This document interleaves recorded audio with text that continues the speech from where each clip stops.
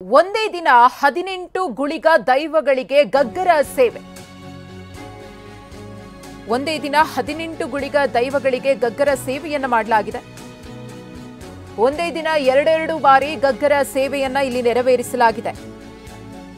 ಬೆಳ್ತಂಗಡಿ ತಾಲೂಕಿನ ನಿಟ್ಟಡೆ ಗ್ರಾಮದ ಬರ್ಕಜಿಯಲ್ಲಿ ಸಾಮಾನ್ಯವಾಗಿ ಒಂದು ಗುಳಿಗ ದೈವಕ್ಕೆ ಗಗ್ಗರ ಸೇವೆಯನ್ನ ಮಾಡಲಾಗುತ್ತೆ. ಇಲ್ಲಿ ಏಕಕಾಲದಲ್ಲಿ 9 ಗುಳಿಗ ದೈವಗಳಿಗೆ ಸೇವೆಯನ್ನ ನೆರವೇರಿಸಲಾಗಿದೆ. ವಾರ್ಷಿಕ ಉತ್ಸವದ ಹಿನ್ನೆಲೆಯಲ್ಲಿ ನವಗುಳಿಗ ದೈವಗಳಿಗೆ ಸೇವೆಯನ್ನ ಮಾಡಲಾಗಿದೆ. ದುರ್ಗಾ ಪರಮೇಶ್ವರಿ ಮತ್ತು ನವಗುಳಿಗ ಕ್ಷೇತ್ರದಲ್ಲಿ ಈ ಸೇವೆ ಸಲ್ಲಿಕೆಯಾಗಿದೆ. ಬರ್ಕಜಿಯಲ್ಲಿ ನೆಲೆ ನಿಂತಿರುವ ನವಗುಳಿಗ ದೈವಗಳು ಭಕ್ತರಿಗೆ ಗುಳಿಗ ದೈವದ ರೋಷಾವೇಶದ ರೋಮಾಂಚನ ಕ್ಷಣವನ್ನ ಕಣ್ತುಂಬಿಕೊಳ್ಳುವ ಅವಕಾಶ ಸಿಕ್ಕಿದೆ. ದಕ್ಷಿಣ ಕನ್ನಡ ಜಿಲ್ಲೆ ನಿಟ್ಟಡೆ ಗ್ರಾಮದಲ್ಲಿ ಈ ಘಟನೆ. ಒಂದೇ ದಿನ 18 ಗುಳಿಗ ದೈವಗಳಿಗೆ ಗಗ್ಗರ ಸೇವೆಯನ್ನ ನೆರವೇರಿಸಲಾಗಿದೆ. ಬಹಳ ವಿಶೇಷ. ಬೆಳ್ತಂಗಡಿ ತಾಲೂಕಿನ ನಿಟ್ಟಡೆ ಗ್ರಾಮದ ಬರ್ಕಜೆ ಸಾಮಾನ್ಯವಾಗಿ ಒಂದು ಗುಳಿಗ ದೈವಕ್ಕೆ ಮಾತ್ರ ಗಗ್ಗರ ಸೇವೆಯನ್ನು ಮಾಡಲಾಗುತ್ತೆ. ಇದು ಬಹಳ ವಿಶೇಷವಾಗಿರುವಂತಹ ಗಗ್ಗರ ಸೇವೆಯಾಗಿದೆ. ಏಕಕಾಲಕ್ಕೆ 9 ಗುಳಿಗ ದೈವಗಳಿಗೆ ಸೇವೆಯನ್ನ ನೆರವೇರಿಸಿರೋದು ತುಂಬಾನೇ ವಿಶೇಷವಾಗಿದೆ. ಅದನ್ನ ಗಮನಿಸ್ತಾ ಇದ್ದೀರಿ.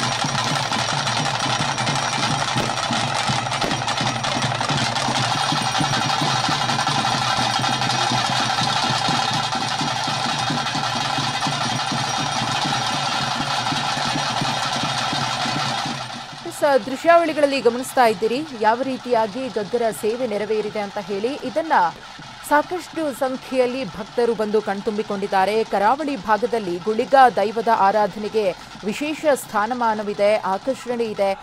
ದೈವಾರಾಧನೆ ಅನ್ನೋದು ಎಷ್ಟು ಪ್ರಾಮುಖ್ಯತೆಯನ್ನ ಕರಾವಳಿ ಭಾಗದಲ್ಲಿ ವಹಿಸುತ್ತೆ ಅನ್ನೋದನ್ನ ಹೊಸದಾಗಿ ಹೇಳಬೇಕಾಗಿಲ್ಲ.